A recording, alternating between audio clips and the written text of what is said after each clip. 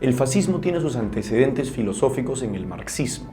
Es el precursor de los movimientos sindicales que luego dan a luz al Manifiesto de Verona, el documento fundacional del fascismo.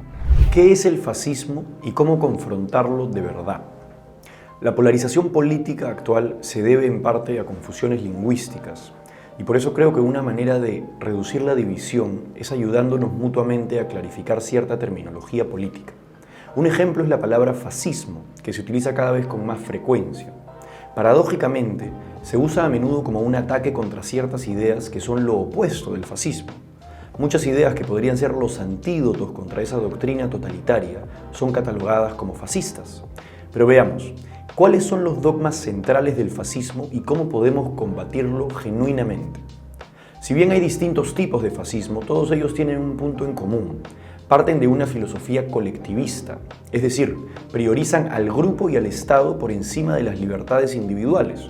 En el texto La doctrina del fascismo, Mussolini dice: el Estado acepta al individuo solamente mientras sus intereses coinciden con los del Estado.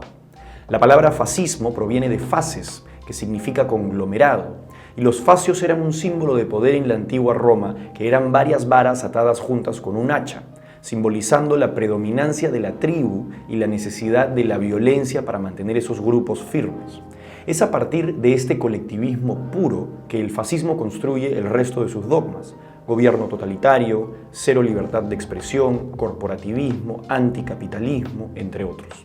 Pero si queremos oponernos al fascismo realmente, no solo a algunas características externas, sino a sus bases, debemos oponernos al colectivismo radical, a esa ideología tribal que está dispuesta a atacar o coercionar al individuo por el supuesto bien del grupo. Otras ideologías radicalmente colectivistas son el comunismo y el nazismo. Existe la percepción equivocada de que las distintas formas de comunismo o socialismo son la oposición del fascismo y del nazismo, pero la verdad es que son dos caras de la misma moneda. No solamente ambas están dispuestas a acabar con las libertades individuales para perseguir sus propias utopías, sino que además comparten su origen. El fascismo tiene sus antecedentes filosóficos en el marxismo, particularmente a través del sindicalismo. El filósofo marxista George Sorel es el precursor de los movimientos sindicales que luego dan a luz al Manifiesto de Verona, el documento fundacional del fascismo.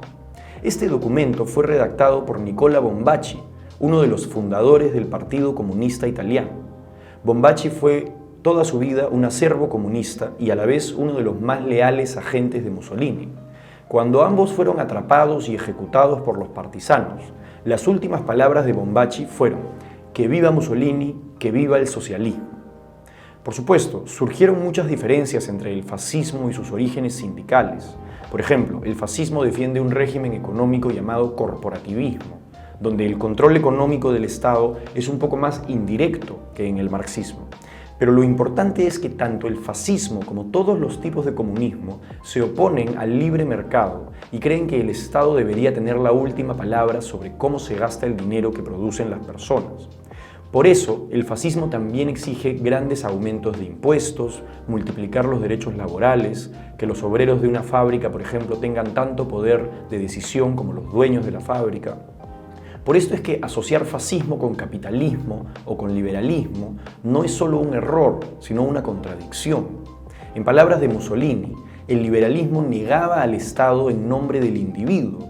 El fascismo reafirma el Estado como la realidad verdadera del individuo. ¿Cuál puede ser entonces el principio que más nos aleje del fascismo y otras doctrinas similares?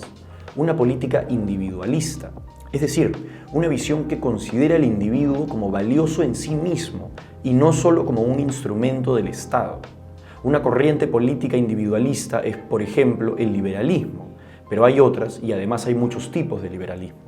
Pero más allá de todas esas distinciones, debemos reconocer que la mayor oposición al fascismo se basa justamente en esas libertades individuales, en el respeto a la propiedad privada, en el derecho a comerciar libremente y a opinar sin temor a represalias y en todas las libertades que emanan de estas. Con esta visión no habremos confrontado solo al fascismo, sino también a sus ideologías hermanas como el comunismo, el nazismo y otros colectivismos radicales.